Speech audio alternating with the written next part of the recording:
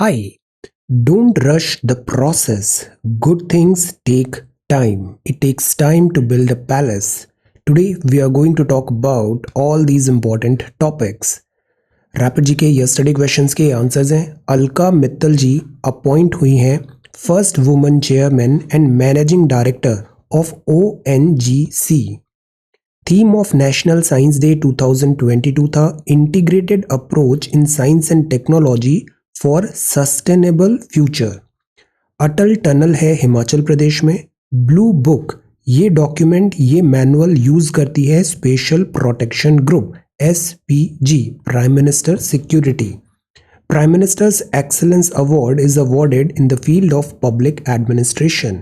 So these are answers of yesterday's questions. आज के सवाल हैं Galathea national park is situated in which part of India?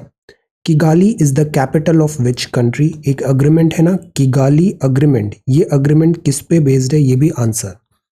Olaf Scholz is the recently appointed head of which country? नए chancellor हैं which country? Lake Winnipeg is located in which country? Due to which local wind? Local wind एक planetary winds होती हैं और एक होती है local wind. Which local wind Central Europe में वार्मर क्लाइमेट इंश्योर करती है? So these are 5 questions for today. आज की वोकैबुलरी है एंटागोनिज्म। एंटागोनिज्म का मतलब होता है विरोध, एक्टिव हॉस्टिलिटी और अपोजिशन। अपीज, अपीजमेंट मतलब तुष्ट करना। पेसिफाई और placate by exceeding to their demands. Erudite का मतलब होता है वो बहुत लर्नेट है, वैज्ञानिक, learning, great knowledge etcetera. Tedious task है मतलब थकाने वाला है, मोनोटोनस है, टू लॉन्ग। वेरासिटी मतलब होता है सच्चाई, ट्रुथफुलनेस, ट्रुथ, एक्यूरेसी। सो ये वोकैबुलरी वर्ड्स हैं आज के लिए। If you come across any other important word, write down that word along with its meaning in the comment section down below. Language proficiency बहुत इंपॉर्टेंट है। ओके, ये आज के सवाल हैं। So these two are the question. You can go to this website srajanindia.1 and submit your answers. So आज का reference, this reference material is this the Hindu and this is Indian express, both are Delhi edition. So let us begin, will try to be quick. So ये first page है, front page है the Hindu का और first news है कोविड-19 से related. कोविड-19 hospitalisation rate 5 to 10% है। सिचुएशन अभी इवॉल्व हो रही है, पैनिक नहीं करना है। कोविड-19 का जो वैक्सीनेशन है, बूस्टर डोज का, जो एलिजिबल हैं they should get the vaccination dose. Eight the same time after vaccination, जैसे टीनेजर्स को भी वैक्सीनेशन स्टार्ट हो गया है, आफ्टर वैक्सीनेशन भी कोविड एप्रोप्रिएट प्रोटोकॉल फॉलो करना है। मास्क लगाना ज़रूरी है, सोशल डिस्टेंसिंग भी is very very important. Okay, बाकी ज़्यादा पैनिक नहीं करना है, रूमर मॉन्गरिंग में भी नहीं जाना है। So this is omicron variant कोविड-19। देन जो नेक्स्ट है वो है supreme court to constitute panel to probe prime minister security breach. अब सी, हमने ऑफिस ऑफ प्राइम मिनिस्टर पे नोट तैयार कर लिया। You can go to website, वहाँ पे आप सर्च में अगर कीवर्ड्स भी सर्च करोगे ना, जैसे प्राइम मिनिस्टर, गवर्नर, तो आपको उससे रिलेटेड सारा जो नोट्स आपने आंसर्स लिखे हैं ना वो एक जगह पे आपको मिल जाएंगे। ओके, तो ये काफ़ी हैंडी होगा। Prime minister security breach. अब जो पोस्ट ऑफ प्राइम मिनिस्टर है, ऑफिस ऑफ प्राइम मिनिस्टर है, इधर का सिक्योरिटी बड़ा इंपॉर्टेंट है। तो अभी जो पंजाब में ऐसा केस हुआ कि जो प्राइम मिनिस्टर का व्हीकल जा रहा था उसको स्टॉप होना पड़ा। सो this is a cause of great concern. तो इस बात पे अभी इंक्वायरी चल रही है। इंक्वायरी में लेट अस सी क्या डिसीजंस आते हैं। When there is a complete breach there is no question of hearing. जो ऑफिसर्स रेस्पॉन्सिबल थे उनको शो कॉज नोटिस हुआ है। This is the rarest of rare case. Prime minister office का this security compromise we can not allow to do that. The impression you give is that it have presumed everything, then why should the court go into all this. तो actually क्या हो रहा है, अभी इसमें थोड़ा politicisation भी हो रहा है। Will not go into that कि सुप्रीम कोर्ट में अभी ये गया है, हियरिंग जो पैनल बनेगा वो किस लेवल का हो। स्टेट लेवल और सेंट्रल लेवल, इन दोनों के बीच में कोऑर्डिनेशन ज़रूरी होता है for security of this like prime minister. So that is why यहाँ पर अकाउंटेबिलिटी इंश्योर करना ज़रूरी है और such type of major repeat नहीं होना चाहिए, such type of this security breach repeat नहीं होना चाहिए। और जो अकाउंटेबिलिटी है जहाँ पे लैप्स हुआ प्रोटोकॉल का, वहाँ पर भी दिस स्ट्रिक्ट मेजर्स लेना ज़रूरी है। This should be the way forward. Okay, बाकी लेट्स वेट, इसका भी डिटेल फाइंडिंग्स आएगी थोड़े ही टाइम पे। 2 सुप्रीम कोर्ट जजेस pull out of Krishna water case. Krishna river है, ये जो टॉपिक है ये भी हमने पहले कई बार देखा है। इंटर स्टेट जो वाटर डिस्प्यूट है, एक्चुअली रिवर्स क्या होती है, एक स्टेट से ओरिजिन हुआ है फिर वो दूसरे स्टेट पे जा रही है। अब जैसे कृष्णा रिवर ही हो गया, अब कृष्णा रिवर का जो वाटर शेयरिंग है ये एक बड़ा मुद्दा बन जाता है। तो दैट इज़ वाई ये जो गया था सुप्रीम कोर्ट में, हियरिंग पे भी गया था ये केस, और यहाँ पे जो जजेस हैं उन्होंने रेस्क्यू कर लिया है, पुल आउट कर लिया है। बिकॉज एट टाइम्स क्या होता है, conflict of interest, conflict of interest. तो जजेस उस पर्टिकुलर केस से खुद को पुल आउट भी कर लेते हैं, वो उसकी हियरिंग में नहीं आएंगे।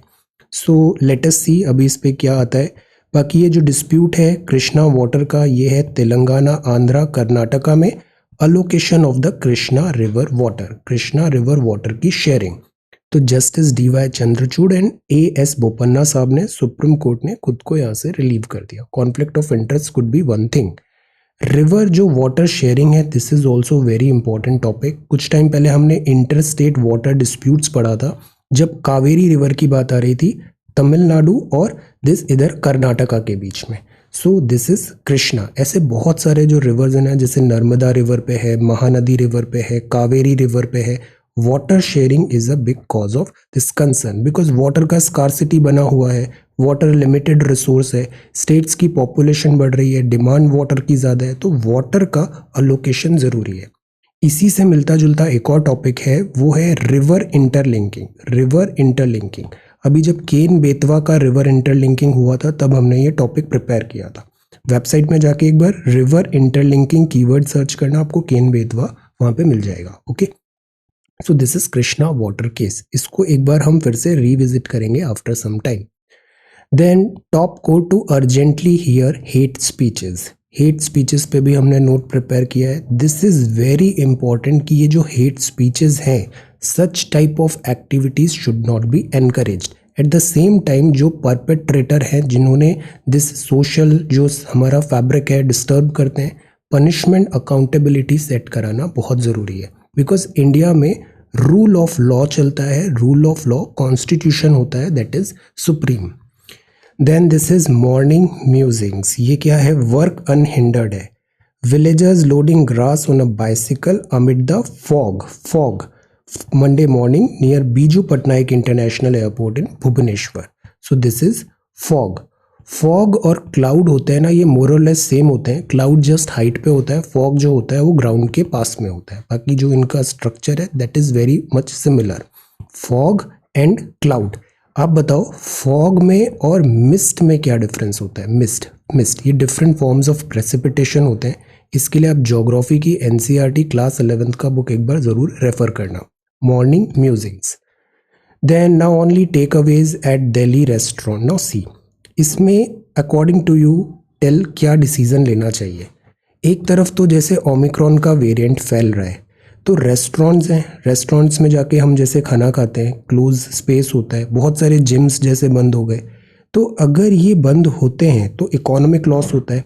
कितने सारे लोग हैं जो रेस्टोरेंट इंडस्ट्री से कनेक्टेड है, जिम बुरी तरह सफ़र कर रहे हैं। तो ये जो सर्विस सेक्टर है, जो लॉकडाउन होता है, शॉप्स क्लोज हो जाती है, is it a good move और रॉन्ग मूव? टेल क्या होना चाहिए।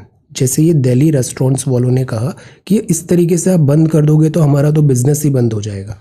ऑल्दो गवर्नमेंट बोल रहा है टेक अवे मतलब खाना पैक करा के ला सकते हो, बट जो फिजिकल इनका यहाँ पे जो डाइनिंग है वो बंद रहेगा। तो this is a cause of worry. अब स्टेट भी इसमें क्या करे, इतना ओमिक्रॉन का स्प्रेड हो रहा है, अगर बहुत ज़्यादा नंबर्स आने लग गए, ऑलरेडी 2 लाख क्रॉस हो रहा है, तो स्टेट इंफ्रास्ट्रक्चर ओवरवेल्म हो जाएगा। सो दैट इज़ वाई इसमें अकॉर्डिंग टू यू क्या should be the way forward, what should be the way forward. Lockdown versus health का थ्रेट, हेल्थ का थ्रेट, क्या स्टेप यहाँ पे लेना चाहिए सो दैट इकोनॉमी यहाँ पे डिस्टर्ब नहीं हो। अब जैसे ये है 2 lakh more got jobs in 9 sector government survey. अब इसमें भी जो आप ओपिनियन बताओ ना, तो ऐसा ब्लैक एंड वाइट नहीं होता है, दोनों चीज़ इंपॉर्टेंट होती है। मेरिट के बेस्ड में हमें बात करना चाहिए कि क्या सॉल्यूशन निकल पाए, बिकॉज ये जो रेस्टोरेंट ओनर्स है ना, इनका प्रॉब्लम भी बड़ा जेन्युइन है। 2 lakh more got jobs in 9 sector government survey ने कहा। तो this is about like job counts है। सर्वे यहाँ पे किया क्वार्टरली एम्प्लॉयमेंट सर्वे, किस मिनिस्ट्री ने किया? Union labour and employment ministry ने। क्वार्टरली मतलब 3 महीने, जुलाई सितंबर, जुलाई अगस्त सितंबर का है। तो ये रिपोर्ट आई है, इस सेक्टर में इतने जॉब्स अभी क्रिएट हुए। मैन्युफैक्चरिंग, जैसे सेंट्रल विस्टा रिवैम्प की बात थी, मैन्युफैक्चरिंग मतलब कंस्ट्रक्शन वर्क की बात थी। तो मैन्युफैक्चरिंग जो है इसमें आया है। मैन्युफैक्चरिंग मतलब इंडस्ट्रीज़ वगैरह हो गया, प्रोडक्शन लिंक्ड इंसेंटिव्स हम ला रहे हैं, वेरियस इंडस्ट्रीज़ इंडिया में आ रही है, बीट इलेक्ट्रॉनिक्स, टेक्सटाइल एट्सेट्रा। तो ये मैन्युफैक्चरिंग हुआ। सेंट्रल विस्टा रिवैम्प ये कंस्ट्रक्शन एक्टिविटी में आएगा। एजुकेशन में, हेल्थ में, आईटी बीपीओ, आईटी का डिजिटल पुश है, आईटी में दिस ज़्यादा जॉब्स आ रहे हैं। Trade, transport, financial services, hotels and restaurants and construction. तो this is job count. Job count एक ट्रेंड हमने देख लिया, इतने सारे जो पिलर्स होते हैं, इन पिलर्स में, सब हेडिंग्स में ये जॉब का सिचुएशन है। तो गवर्नमेंट का डेटा तो बोल रहा है जॉब राइज हुआ है, बट प्रॉब्लम क्या आता है हमारे यहाँ जो जॉब्स होते हैं, मेजॉरिटी जो जॉब्स आ रहे हैं ना, वो गिग इकोनॉमी में आ रहे हैं या फिर अनऑर्गेनाइज्ड सेक्टर में आ रहे हैं।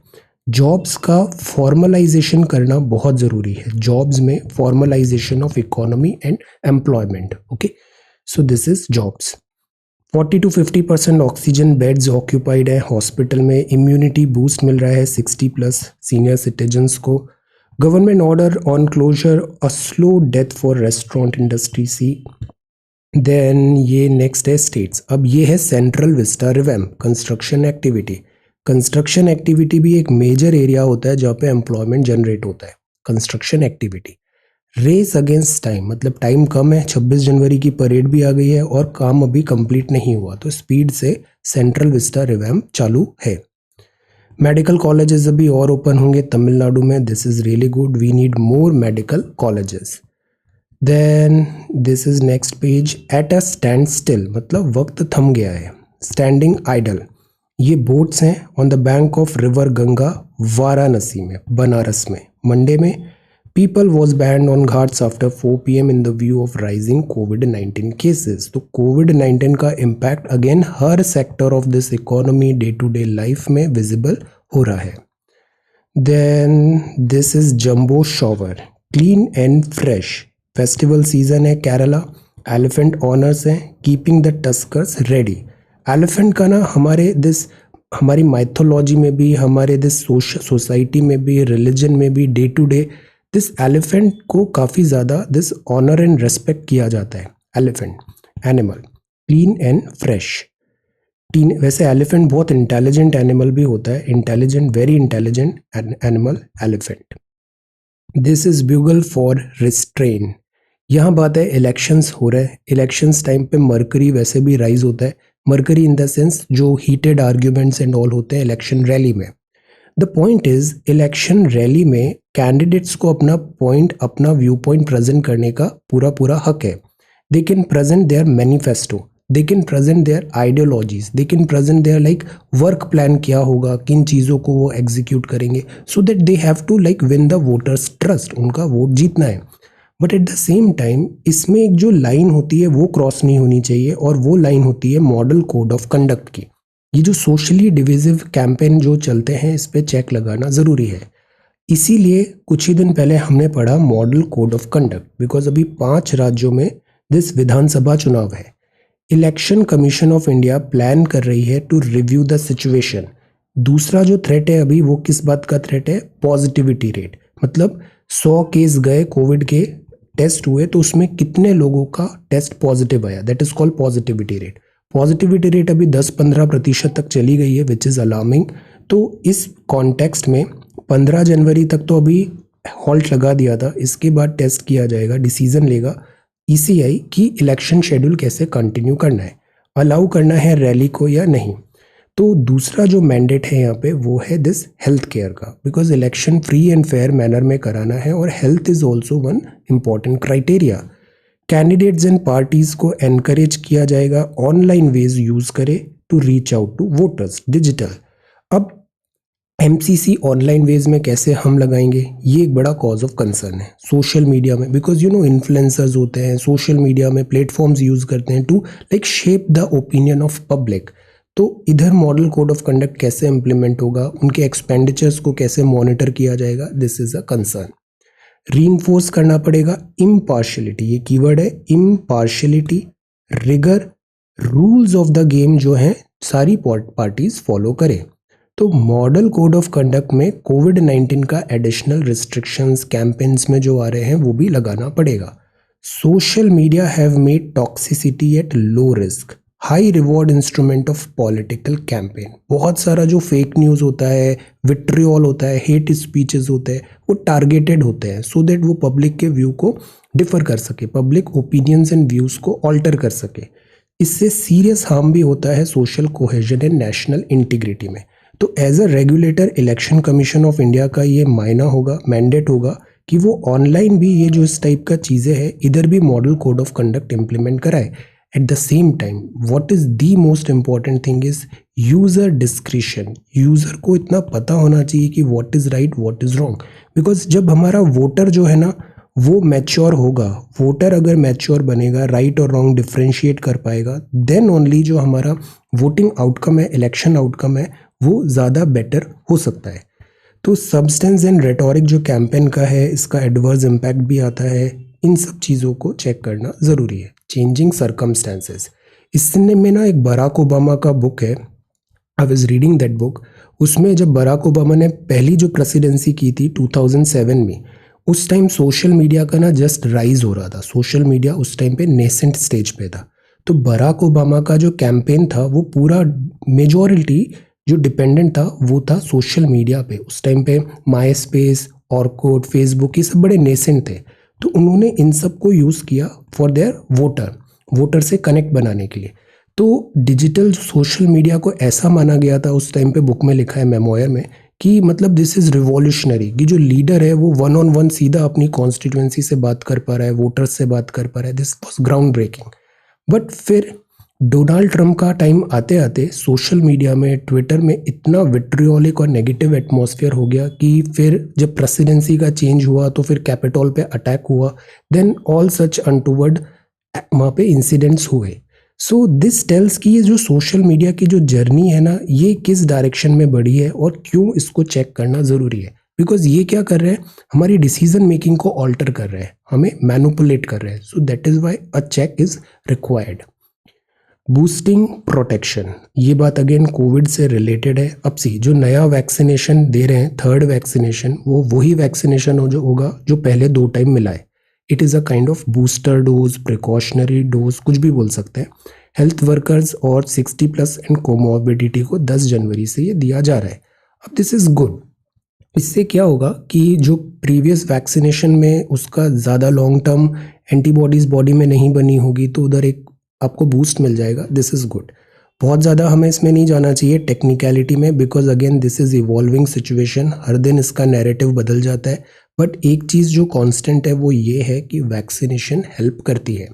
वैक्सीनेशन ब्रेक थ्रू इन्फेक्शन तो हो जाएगा, उसमें मतलब प्रिकॉशन 100% एफिकेसी नहीं है, बट स्टिल अगर वैक्सीनेशन लगा है तो जो कोविड है वो एटलीस्ट आपका लाइफ थ्रेटनिंग नहीं बनेगा, हॉस्पिटलाइजेशन की ज़रूरत नहीं बन पाएगी, आप क्विकली रिकवर हो जाओगे।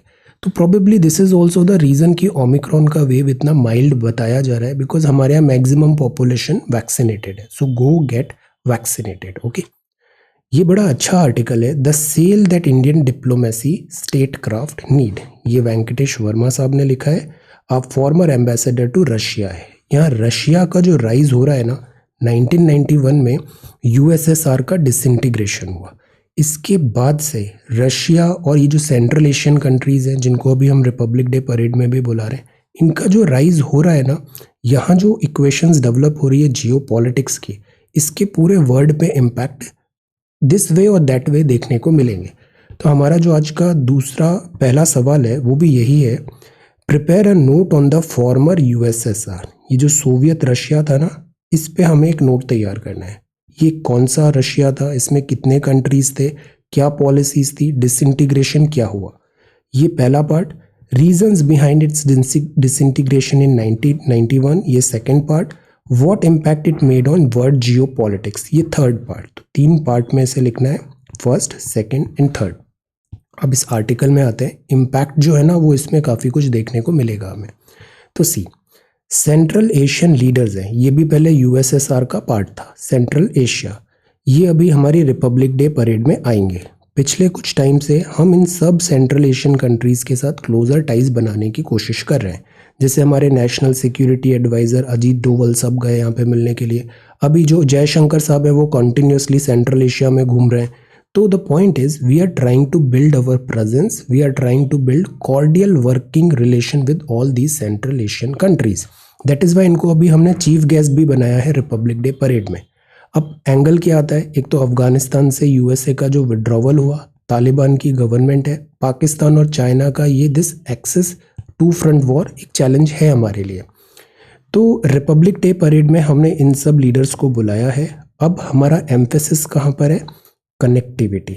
कनेक्टिविटी बहुत ज़रूरी है, डिफेंस सिक्योरिटी कोऑपरेशन ज़रूरी है। इंडिया की स्ट्रेंथ है हमारी सॉफ्ट पावर, रेपुटेशन, इस रेपुटेशन सॉफ्ट पावर पे बिल्ड करना ज़रूरी है। ट्रेड इन्वेस्टमेंट पे फोकस करना ज़रूरी है। तो ये सब चीज़ें हमने पहले भी किया है, बट यहाँ की जो जियो पॉलिटिकल चैलेंजेस है ना उसके कारण हमारा वर्क एट टाइम्स नलीफाई हो जाता है। सबसे बड़ी प्रॉब्लम तो ये आती है कि हमारे पास एक्सेस नहीं है। इधर ईरान डिफ़िकल्टी है, फिर अफगानिस्तान डिफ़िकल्टी हो गई, तो हम एक्सेस कैसे करें सेंट्रल एशियन कंट्रीज़ का। तो अभी का जो टाइम है वो यूरेशिया पे फोकस किया जा रहा है। यूरेशिया, यूरेशिया क्या होता है, यूरोप एंड एशिया। जैसे रशिया जो कंट्री है आज का, वो एशिया में भी है और यूरोप में भी है, तो फोकस ऑन यूरेशिया। अभी यूरेशिया में जैसे हमने इधर का बुल्गारिया में माइग्रेंट क्राइसिस देखा, अभी यूक्रेन में डोनलाब एरियाज वगैरह में क्राइसिस देखा। तो यहाँ ना क्लैश पाथ बन रहा है, क्लैश पाथ बन रहा है रशिया का और नाटो ग्रुप का कोल्ड वॉर टाइप सिचुएशन आ रही है। तो यूएस लीड करता है नॉर्थ अटलांटिक ट्रीटी ऑर्गेनाइजेशन को। सेकेंड वर्ल्ड वॉर के बाद ये काइंड ऑफ ट्रीटी बना था, एक भी कंट्री नाटो के मेंबर पे अटैक हुआ मतलब पूरे ग्रुप पे अटैक वो माना जाएगा। यूक्रेन नाटो का मेंबर बनना चाहता है और रशिया उसको अलाउ नहीं करने देगा, ये एक मुद्दा है। दूसरा, यहाँ पे इस्लामिक फंडामेंटलिस्ट फोर्सेस फिर से राइज हो रही है। फिर हिस्टोरिक स्टेबलाइजिंग रोल यहाँ पे हमेशा से रशिया का रहा है। जैसे आपने कुछ दिन पहले देखा कजाकिस्तान में चैलेंजेस आए तो रशिया ने तुरंत अपनी फोर्सेस वहाँ पे उतारी और कलेक्टिव सिक्योरिटी इंश्योर कराई।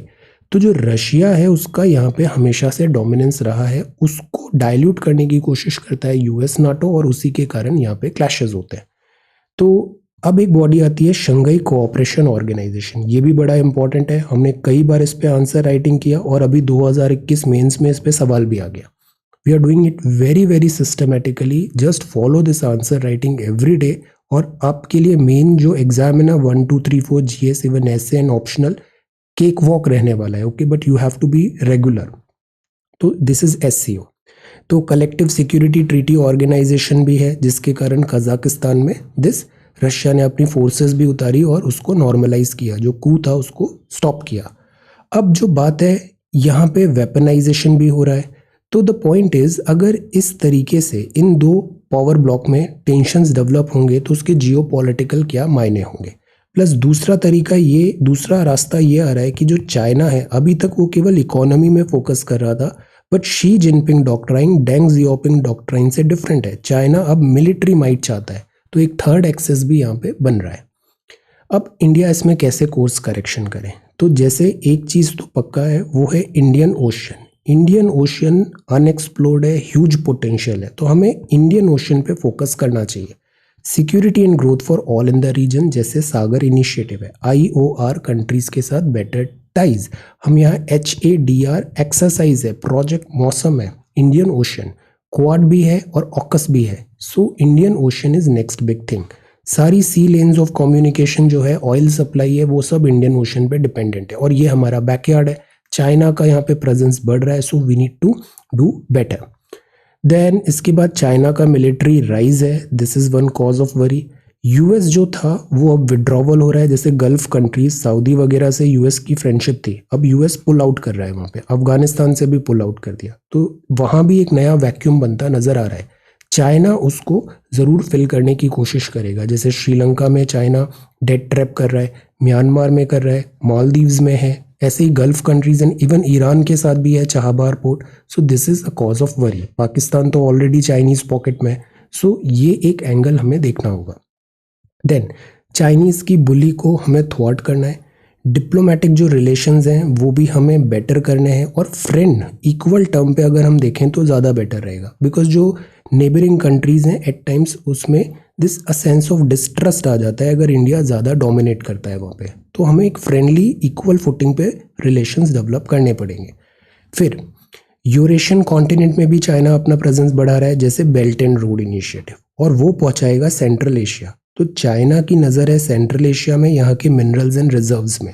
कॉकेकस माउंटेन जो है यहाँ से होता हुआ जाएगा, वो एक्सेस मिलेगा एनर्जी, नेचुरल रिसोर्सेज, और एक मार्केट मिल जाएगा चाइनीज़ गुड्स को सप्लाई करने का, और इसलिए साइबर डिजिटल पुश वगैरह सब चाइना वहाँ पे देख रहा है। तो ये जो सेंट्रल एशिया पार्ट है ना, ये भी अगेन इम्पॉर्टेंट है चाइना का जो बिग प्लान है यूरोप से कनेक्टिविटी का। अमेरिकन फुटप्रिंट यहाँ पे ड्रामेटिकली कम हो रही है। एशियन कंट्रीज ऑलरेडी चाइना के साथ एट टाइम्स टेंशन होता है बिकॉज ऑफ साउथ चाइना सी में Chinese miss adventure, but Asian countries की जो टाइज हैं, इकोनॉमिक टाइज हैं चाइना के साथ, दे आर सो डीप कि वो डिकपल होना बहुत मुश्किल है। तो एशियन और चाइना है ना, इनका क्लोज टाइज रहेंगे। चाइना का मैरीटाइम एक्सपेंशन, अब बॉर्डर कनेक्टिविटी एंड इशू होता है। Actually what I am trying to do, एक जनरल कमेंट्री हम कर रहे हैं पूरे जो इस एरिया में करंट अफेयर्स रिलेटेड डेवलपमेंट हो रहे हैं वो, ओके, और आर्टिकल में भी मोर और लेस वैसा ही यहाँ पे कवर किया है। फिर बॉर्डर कनेक्टिविटी इशू आता है, तो बॉर्डर कनेक्टिविटी में सबसे बड़ा जो प्रॉब्लम है कि हमारे पास एक्सेस नहीं है, सेंट्रल एशिया का एक्सेस नहीं है। प्लस अगर चाइना भी यहाँ LSC पे थोड़ा हॉस्टाइल है, इधर LOC पे पाकिस्तान हॉस्टाइल है, तो this is again a cause of worry.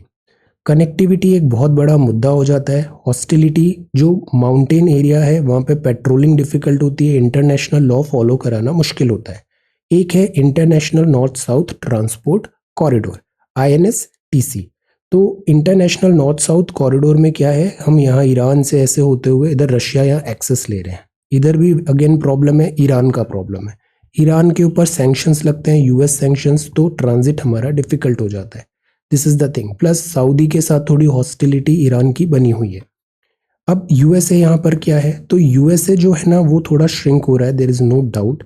USA demise जब से हुआ, intermediate range nuclear forces treaty का US ने कंटिन्यू नहीं किया, तो यूरेशियन जो सिक्योरिटी है उस पर सवाल उठ रहा है। डोनाल्ड ट्रंप ने यह भी कहा था नाटो में केवल USA ही पैसा लगाता है, यूरोप पैसा नहीं देता, तो हम नाटो का सिक्योरिटी कवर यूरोप को दे या नहीं दे, इस बात पे क्वेश्चंस उठे।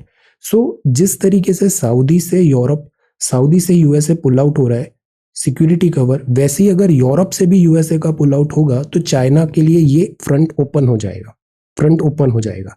या एक और बात है, US सेंट्रल कमांड जो है मेजर ट्रांसफॉर्मेशन उसमें चल रहा है, US की पॉलिसीज भी चल रही है, पैसिफिक पे अब वो ज़्यादा फोकस कर रहा है।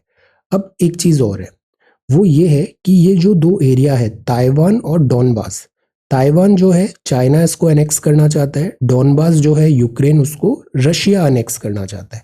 तो ऐसा भी हो सकता है टैसिट अप्रूवल रशिया और चाइना में कि रशिया चाइना को ताइवान अलाउ कर दे और रशिया को डॉनबास मिल जाए, ऐसा क्विड प्रो क्यो इज पॉसिबल। तो मैरीटाइम में दोनों का पुश है, नाटो पावर अब पहले जैसी स्ट्रांग बनी नहीं है, अब इंडिया इसमें क्या करे। तो इंडिया भी अगेन प्रैक्टिकल वेज में हमें इंडिविजुअल जो रिलेशंस हैं, वर्ल्ड का जो जियोपॉलिटिक है अकॉर्डिंगली मैनूवर करना पड़ेगा। रशिया इज इम्पॉर्टेंट, चाइना के साथ भी हमारे फ्रेंडली टाइज हैं, इकोनॉमिक टाइज भी हैं, हमें अपनी स्ट्रेंथ भी डेवलप करनी पड़ेगी। जो नेबरिंग कंट्रीज हैं उनके साथ भी हमें रिलेशंस वापस रिविजिट करके प्रैग्मेटिक टर्म्स में हमें रीइंस्टॉल करने पड़ेंगे। जैसे म्यांमार में अभी श्रृंगला साहब का विजिट हुआ, जयशंकर साहब पूरा Saudi and this central Asia visit कर रहे हैं, अभी सेंट्रल एशियन कंट्रीज़ के लीडर हमारे यहाँ चीफ गेस्ट बन के आएंगे। तो इस पूरे कॉन्टेक्स्ट में इंडिया को काफ़ी प्रैक्टिकल वे में अपने इंटरेस्ट्स को सेफगार्ड करना ज़रूरी है। Plus eight the same time strength develop करें, चाहे वो मैरीटाइम हो, इकोनॉमी हो, पैंडेमिक फाइट हो, अपनी प्रेजेंस दिखाना है इंडियन ओशन रीजन में, इंडिया को बहुत टैक्टफुली अभी इंडियन डिप्लोमेसी को वर्क करने की ज़रूरत है। अब ये क्या है, ये बड़े फॉर्डर पॉइंट्स थे। इन सब फॉर्डर पॉइंट से ना आप बहुत अच्छे आंसर्स फ्रेम कर सकते हो, उसका डायरेक्शन आप फ्रेम कर सकते हो। तो this is what we need to do. The rise of collaboratives for social impact. तो इस आर्टिकल में प्राइमरली ये बोला है कि आज की डेट में जैसे वर्क है उसमें कोलैबोरेशन बहुत ज़रूरी होता है। Inclusion, equity, justice, collaboration is required India के सोशल सेक्टर में। कोलैबोरेशन इन द सेंस जैसे कोई फंडर्स जो फंडिंग दे रहे हैं, या फिर जो नॉन गवर्नमेंटल ऑर्गेनाइजेशंस हैं जो गवर्नमेंट है। द आइडिया इज कि ऐसा नहीं है कि government alone can do entire work. NGO का उसमें सपोर्ट चाहिए होगा, सोसाइटीज़ का सपोर्ट चाहिए होगा। जितने भी फिलैंथ्रोपिक कोलैबोरेटिव एक्शंस हैं उसमें लाइक विमेन एम्पावरमेंट का देख रहे हैं हम, पाथ टू स्केलिंग है, माइग्रेंट क्राइसिस है, एनवायरमेंटल इश्यूज हैं, एम्प्लॉयमेंट स्किल डेवलपमेंट का इशू है अभी।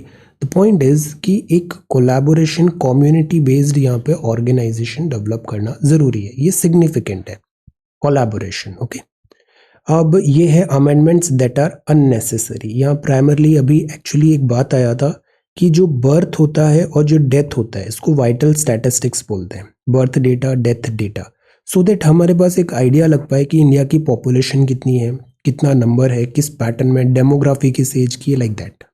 अभी तक जो बात थी वो आती थी registration of births and deaths act 1969।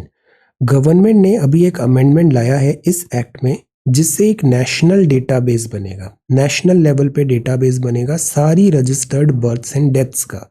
अब यहाँ पे ये लिखा है इज इट रिक्वायर्ड और नॉट, बिकॉज अभी जो था वो ये स्टेट लेवल पे ये वर्क हो रहा था, डेटा कलेक्ट एक्सेट्रा। इससे ऐसा तो नहीं कि बहुत सारा ओमिशन हो जाएगा, ऐसे यहाँ पे कुछ कंसर्न्स लिखे हैं। Let us wait for some time. इस पे अभी प्रपोजल आया है, ये एक्ट में अमेंडमेंट्स आते ही हम इसको फिर फर्दर डिटेल में देखेंगे कि जो डेथ और बर्थ रिलेटेड डेटा है वो एक्यूरेटली और रिलायबली अवेलेबल होना क्यों ज़रूरी है, और वो भी टाइम बाउंड मैनर में। ये चीज़ हमने अभी तब भी देखा था जब सेकेंड वेव ऑफ कोविड आया था, जितनी डेथ्स हुई वो काफ़ी ज़्यादा थी जो ऑफिशियल नंबर था। तो दैट इज़ वाई कंसोलिडेटेड हमारे पास एक रजिस्टर होना चाहिए जिसमें सारा डेटा एंड ऑल रजिस्टर्ड हो। यहाँ पे ये जो बात है वो BIT to review. What is BIT? Bilateral investment treaties. जैसे इंडिया और मॉरिशस के बीच में बायलैटरल इन्वेस्टमेंट ट्रीटी है, मॉरिशस के रास्ते कोई कंपनी इंडिया में इन्वेस्टमेंट कर रही है तो उसको कुछ सेफगार्ड दिए जाएंगे। This is bilateral investment treaty. But फिर केसेस हो जाते हैं, जैसे केन एनर्जी का केस हुआ, वोडाफोन का केस हुआ, है ना, अभी जैसे डावोस डील हमने पढ़ा। तो इन सब चीज़ों से क्या होता है कि अगर इन्वेस्टमेंट सेफगार्ड नहीं हो रहा है, जैसे डावोस और एंट्रेक्स में क्या हुआ था, फोर्स मेजर लग गया था एंट्रेक्स में। फोर्स मेजर मतलब जो डील हो गई थी 2011 में उसको कैंसिल कर दी गई। ये केस गया फिर इंटरनेशनल आर्बिट्रल ट्रिब्यूनल में, और डिफरेंट जो कोर्ट्स है, इन्वेस्टर स्टेट डिस्प्यूट सेटलमेंट या फिर अंकटाट, डिसीजन हमारे फेवर में नहीं आया। इससे प्रॉब्लम क्या आती है, जो हम ईज ऑफ डूइंग बिजनेस की बात कर रहे हैं, इंडिया को इन्वेस्टमेंट फ्रेंडली बता रहे हैं, वो इमेज डेंट होती है। सो दैट इज वाई जो ट्रीटीज हैं जैसे double taxation avoidance treaty like that, इधर इंश्योर कराना ज़रूरी है कि जो इन्वेस्टमेंट हुआ है उसको हम प्रॉपर सेफगार्ड करें, और जो ट्रीटीज़ हैं उसको हम इंश्योर करें, उसको ऑनर करें। तो उससे रिलेटेड यहाँ पे फर्दर कुछ पॉइंट्स लिखे हुए हैं कि हमें क्या करना चाहिए। रेगुलर पॉइंट्स हैं कि जो बायलैटरल इन्वेस्टमेंट ट्रीटीज़ हैं उसका ऑनर करें। हम कई बार क्या करते हैं, रेट्रोस्पेक्टिव टैक्सेशन लगा देते हैं। आज की डेट में नियम अलग है, पीछे बैक डेट में जाके नियम चेंज कर देंगे, बट इन्वेस्टमेंट तो आज की डेट पे हुआ, सो दिस क्रिएट्स प्रॉब्लम। तो जैसे वोडाफोन का केस हुआ, या फिर केन एनर्जी का हुआ, या अभी अभी सैटेलाइट स्पेक्ट्रम डेवास का हुआ, इन सब चीज़ों से इन्वेस्टमेंट इंडिया में इम्पैक्ट होता है। तो these things should be iron out. Variant of concern है, ये पैंडेमिक के अलग अलग वेरिएंट्स हैं। कोविड-19 नए डायरेक्टर्स अपॉइंट हुए हैं 4 IITs में। ये वॉकेथॉन है against AFSPA। India condoles victims of Kazakhstan unrest. Stalwart and test positivity rate सी 12% हो गई। कोविड बहुत तेजी से फैल रहा है। कोविड सिचुएशन डेली वॉच कर रहा है सेंटर। देन सू की, ये क्या है, ऑंग सॉन्ग सू की, म्यांमार की डेमोक्रेटिकली इलेक्टेड लीडर थी। यहाँ पर मिलिट्री कू हुआ और अभी यहाँ पे सेंटेंस हुआ है आपको for 4 years in prison. This is again a worry, why? Because India proponent है डेमोक्रेसी का और यहाँ डेमोक्रेसी टॉपल हो गई और अभी मिलिट्री कू चल रहा है। इंडिया प्रैग्मेटिक ऑल्दो यहाँ पे बना है बिकॉज म्यांमार का support is required to ensure this North East area में हमारी सिक्योरिटी एंड स्टेबिलिटी के लिए। तो let us see who bit defeated Russian troops will leave, ये बोला यहाँ के कजाकिस्तान के लीडर ने। In Iran Taliban hold stock with rival group, no one should interfere in China Lanka ties. No see the language, China Lanka ties. Then Uganda, US, Russia hold key dialogues on Ukraine. Travel curbs to undermine air traffic recovery in near term. थोड़ा normalcy आ रही थी air traffic में, फिर से अब curbs आ गए, तो again यहाँ पे एयर सेक्टर पिट गया। आउटवर्ड FDI डिप हुआ। Indian IT firms are doing really good, 20 to 30% growth in 2022। Rupee ने गेन किया है। चिप शॉर्टेज बना हुआ in the wake of third wave. Third wave set to delay multiplex recovery. अब see multiplex sector में भी same problems है। Problems क्या है? फिजिकल प्रेजेंस नहीं होगा, क्लोज डाउन होगा, हाफ इनको ऑक्यूपेंसी पे रन करना पड़ेगा, तो इकोनॉमिकली चैलेंजेस आएंगे। Then UCAL fascinating backdrop. Sindhu and Srikanth looking to end title draw, titles जीते। Then this is faith of success. ये है इन्फेक्शन पॉइंट कोविड का। क्लाइमेट वार्म हो रहा है, क्लाइमेट चेंज सर्विस ऐसा करके एक रिपोर्ट में यूरोपियन यूनियन ने बताया। ग्लोबल वार्मिंग है, we all know that. Sentence increase हुआ ऑंग सॉन्ग सूकी का 4 years। डीप पॉकेट्स हैं, Apple is super rich company. Medal prep. Podium TOPS क्या है? Target Olympic podium scheme. TOPS मतलब हमें ज़्यादा से ज़्यादा ओलंपिक में मेडल्स लाने हैं। अभी 300 एथलीट्स हैं टॉप्स में। इन 300 एथलीट्स से वी आर एक्सपेक्टिंग कि they will do good in this next Olympic. Understanding the protest in Kazakhstan. अब इसमें बहुत ज़्यादा ड्वेल नहीं करना है, रेगुलर वही चीज़ है कि यहाँ की जो रिजीम है उससे रिसेंटमेंट है, इन्फ्लेशन बहुत ज़्यादा है, तो लोगों ने यहाँ पे विद्रोह कर दिया और सिविल वॉर टाइप यहाँ पे सिचुएशन बन गई।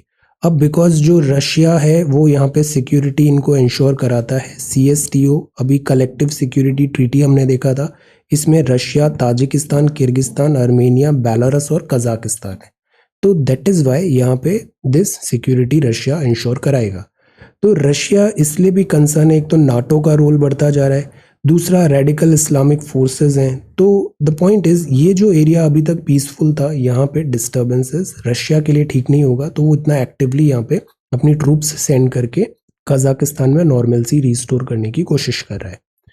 Flying cars and future in cities. There will be a time जब ऐसे छतों पर हेलीकॉप्टर टाइप ये ऐसी कार्स होंगी, ऐसे हम फ्लाई करेंगे फ्यूचरिस्टिक, बट अभी ये वाइबल ऑप्शन नहीं है। चैलेंजेस हैं बैटरी का, एक्सीडेंट्स का, मैनेज कैसे होगा ट्रैफिक, लाइक दैट। ये है GST reforms need a new grand bargain. Primarily जो GST हम हमेशा पढ़ते हैं वही है। प्रॉब्लम ये हुआ कि 46th मीटिंग अभी GST काउंसिल का था, यहाँ जो बात किया गया वो बात किया कि जो स्टेट्स हैं, स्टेट्स को जो GST कंपनसेशन की बात दी गई थी फॉर 5 years, GST आया था उससे 5 साल तक जिन स्टेट्स को GST का लॉस हो रहा था उनको कंपनसेशन की बात किया था। वो कंपनसेशन कोविड-19 2020 के टाइम पे फुलफिल नहीं हो पाया, फोर्स मेजर लगा, काफ़ी आर्ग्यूमेंट्स हुए, फिर गवर्नमेंट ने बोरो करके उस कंपनसेशन को प्रोवाइड किया, GST कंपनसेशन को, बट अब उसको 5 साल से और आगे बढ़ाने की बात है GST कंपनसेशन। तो द पॉइंट इज GST को गुड एंड सिंपल टैक्स कहा गया था, बट ये लेटर एंड स्पिरिट में वैसा डिलीवर नहीं कर पाया। तो दिस इज द टाइम कि हम आयरन आउट करें चैलेंजेस। GST जब आया था तो जो स्टेट्स हैं उनके पास बहुत सारे टैक्सेशन के राइट्स थे, इनडायरेक्ट टैक्सेशन के, ये सब सब्ज्यूम हो गए GST में सब्ज्यूम हो गए। तो स्टेट्स ने अपने राइट्स छोड़े ताकि GST इम्प्लीमेंट हो, टैक्सेशन राइट्स उनके कॉम्प्रोमाइज हुए। तो स्टेट बोलते हैं अब आप हमें दिस एक गारंटी दो कि हमारा जो लॉस हुआ है टैक्सेशन का वो आप फुलफिल करोगे। सेंटर ने बोला yes will do that, but covid के कारण नहीं हो पाया, तो वो कहलाया force majeure. But somehow centre ने बोला कि पहले स्टेट को बोला आप लोन रेज कर लो जो एक्स्ट्रा लॉस हुआ है। स्टेट्स ने कहा सेंटर ज़्यादा केपेबल है लोन रेज करने के लिए, तो फिर लोन रेज हुआ और ये जो कंपनसेशन है ये 2022 के आगे भी कंटिन्यू रहेगा। प्रोसीजर जो है प्रोबेबली नेक्स्ट 5 ईयर को कंटिन्यू हो जाएगा 2027 तक, जीएसटी कंपनसेशन। ओके, तो states do not have recourse to option. Obviously centre के पास ज़्यादा पावर होता है मनी रेज करने का, स्टेट हमारे सारे स्टेट्स बराबर भी नहीं है, स्टेट्स आर नॉट इक्वल। फिर तो सेंटर कम रेट पे पैसा बोरो कर सकता है मार्केट से, रेसेशन का भी टाइम है, स्टेट्स का वैसे ही बहुत खर्चा हो गया because of covid and all, तो सेंटर अगर लोन रेज करे दैट इज बेटर। अब अर्बनाइजेशन, तो एक तो ये बात था कि जो जीएसटी कंपनसेशन देना है स्टेट्स को वो मिलना चाहिए। तीसरी बात है जो जीएसटी है ना, ये काइंड ऑफ कोऑपरेटिव फेडरलिज्म लाना चाहिए, फिजिकल फेडरलिज्म। यहाँ सेंटर है, फिर ये स्टेट है, और फिर यहाँ पे आता है म्यूनसिपैलिटी एंड विलेज पंचायत।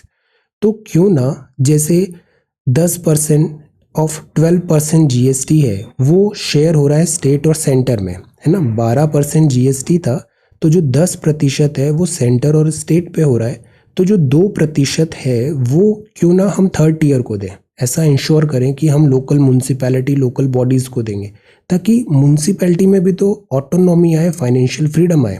ये यहाँ पे प्राइमरली बताया गया है, क्योंकि 28 साल हो गए हैं, 73 और 74 अमेंडमेंट आया था, अभी भी जो म्यूनसिपैलिटी है ना उनके पास फंड्स नहीं होते, बहुत सारा उनको वर्क अलोकेट होता नहीं है।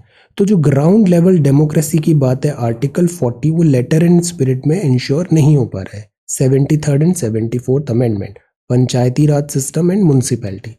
तो अगर हम यहाँ भी जीएसटी में इधर भी कंपनसेशन का कोई प्रोविजन रख दें कि से 2%, तो उससे इधर फिस्कल ऑटोनॉमी आ जाएगी। तो प्राइमरली यही बात है यहाँ पे कि हमें जो टैक्स शेयरिंग है वो एक फ्रिक्शनलेस मैनर पे according to this rule of law and aspiration जो स्टेट्स हैं उसको एड्रेस करते हुए यहाँ पे प्रॉपरली उनको प्रोवाइड करना चाहिए revenue sharing.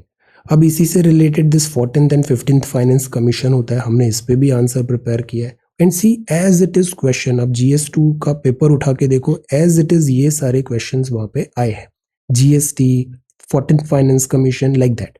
So be regular and right answers. Okay, अब ये है लॉर्ड ऑफ द ड्रीम्स, ये है बिब्लियोग्राफी। बिब्लियोग्राफी का मीनिंग क्या होता है, tell.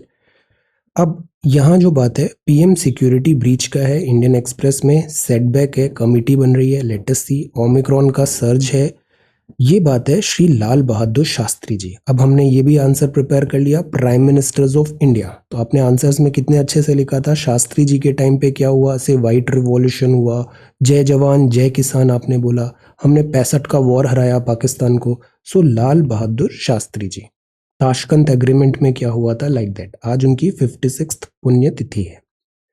The basic idea of governance as I see it is to hold the society together so that it can develop and march towards certain goal. Excellent line, note it down. The basic idea of governance as I see it is to hold the society together so that it can develop and march towards certain goals. Wonderful.